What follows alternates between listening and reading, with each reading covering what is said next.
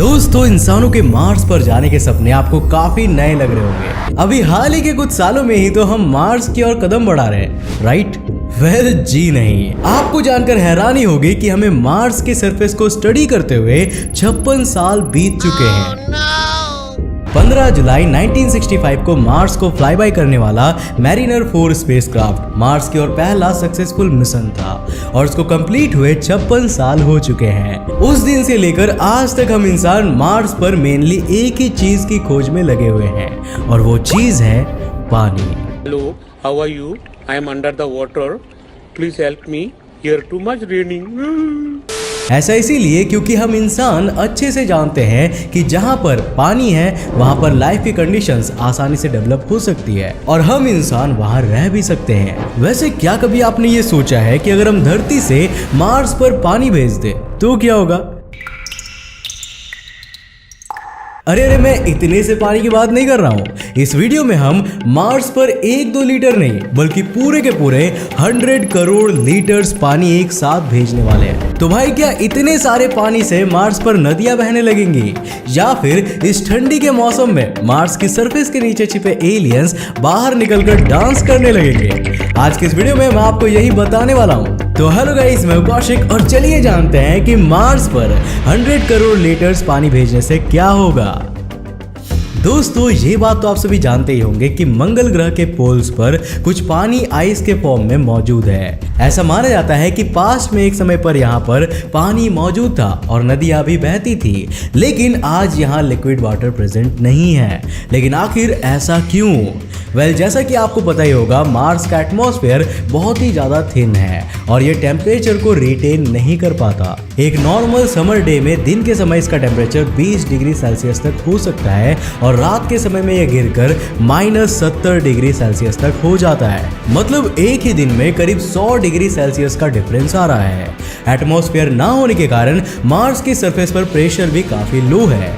इन दोनों कारणों से वहां पर लिक्विड वाटर एग्जिस्ट ही नहीं कर पाता। नासा के मेविन मार्स मिशन पर काम कर रहे एक वैज्ञानिक माइकल चैफिन ने अपनी स्टडीज में बताया है कि अगर आप मार्स की सरफेस पर 1 ग्लास पानी डाल दें तो इसका थोड़ा सा हिस्सा वहां पर बर्फ के फॉर्म में जम जाएगा और बाकी का हिस्सा भाप बनकर उड़ जाएगा। तो आखिर इस पानी को लिक्विड बनाए रखने के लिए हमें क्या करना होगा? अब भाई हमारे इलोन मस्क तो इसके लिए बस एक ही तरीका देते हैं कि मार्स पर न्यूक्लियर वेपन से अटैक करो जिससे कि वहां का एटमॉस्फेयर बदल जाए। लेकिन क्या ये रियलिटी में पॉसिबल है?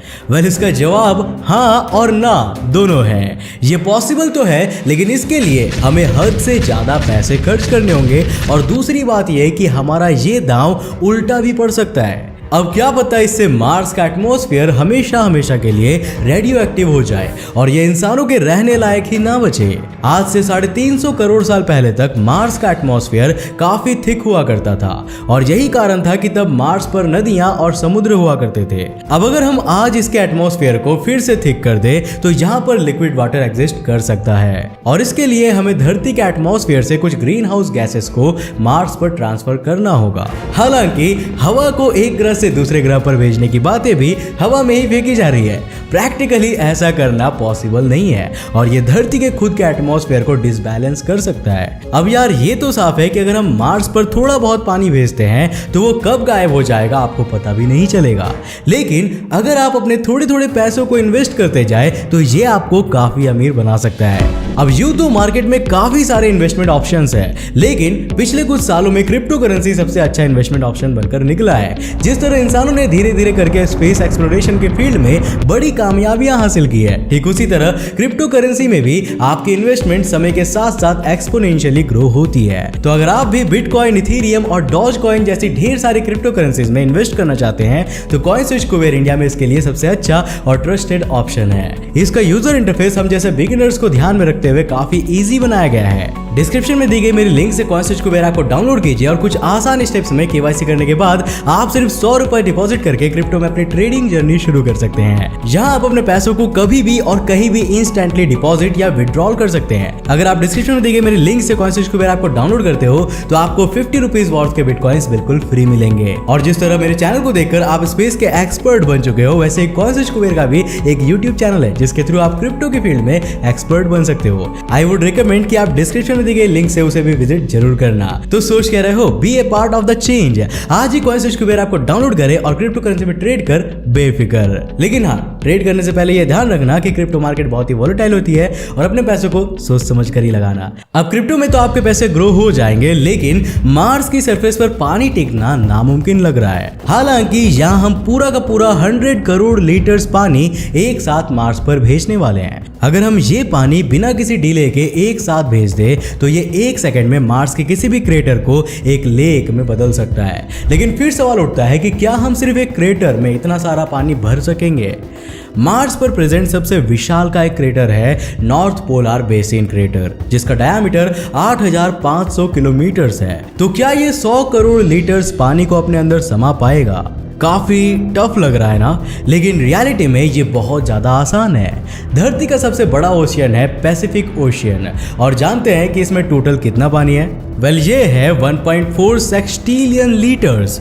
एंड जस्ट फॉर कंपैरिजन, ये हमारे 100 करोड़ लीटर्स के सामने 14 लाख करोड़ गुना ज्यादा है।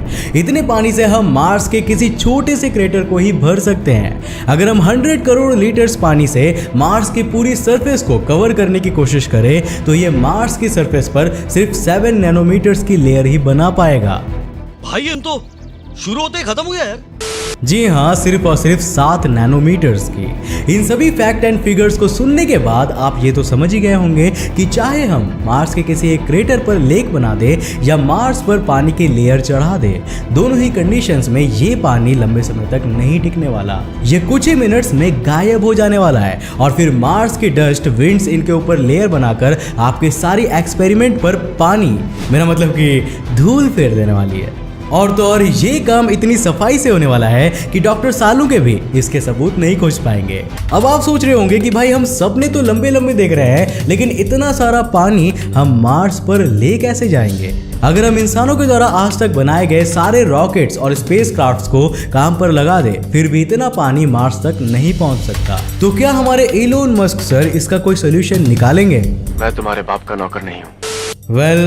अब जब इलोन मस्क ने भी हमारी मदद करने से इनकार कर दिया है, तो अब हमारे पास क्या ही चारा बचा है? क्या ऐसा कोई और तरीका है जिससे हम ढेर सारे पानी को धरती से मार्स पर ले जा सकते हैं? वेट ए मिनट, क्या हमें एक्चुअल में मार्स तक पानी को लेके जाने की जरूरत भी है? याद करो, मैंने आपको वीडियो की शुरुआत में ही बताया था कि मार्स के पोल्स पर आइस जमी हुई है और आइस का ये भंडार कोई छोटा मोटा बिल्कुल भी नहीं है। आपको बता दूं कि ये आइस वहां पर परमाफ्रॉस्ट के फॉर्म में जमा हुआ है, ठीक वैसे ही जैसे कि धरती के पोल्स पर है। अब जब हम इंसान धरती के पोल्स की आइस को पिघला सकते हैं, तो मार्स के पोल्स की आइस को पिघलाना भी हमारे लिए कोई बड़ी बात नहीं होनी चाहिए। परमाफ्रॉस्ट के ये लेयर्स कई 100 फीट गहराई तक फैली हुई है और इसकी total volume 50 lakh cubic kilometres मानी जाती है। यही नहीं, वैज्ञानिक मानते हैं कि मार्स के इंटरनल लेयर्स में सॉल्ट वाटर की प्रेजेंस भी है। अगर हम इन सारे पानी को पिघला दे तो मार्स की पूरी सरफेस को 40 मीटर्स की हाइट तक पानी में डुबाया जा सकता है।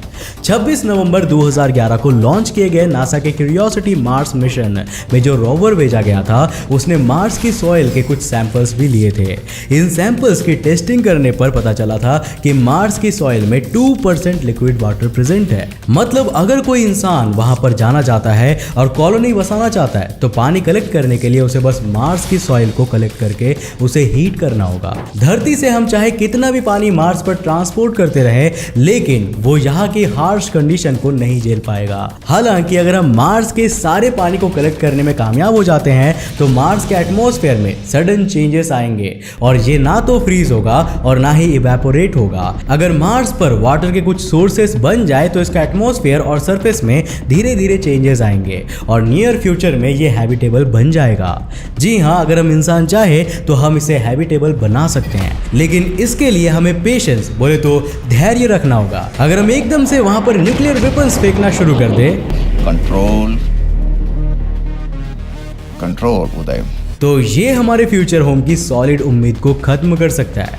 वैसे आप इसके बारे में क्या सोचते हैं, हमें नीचे कमेंट करके जरूर बताना। दोस्तों मुझे उम्मीद है कि आज की इस वीडियो से आपने कुछ नया जरूर सीखा। अगर सीखा तो इस वीडियो को लाइक करने के साथ साथ अपने फ्रेंड्स और फैमिली के साथ जरूर शेयर करना।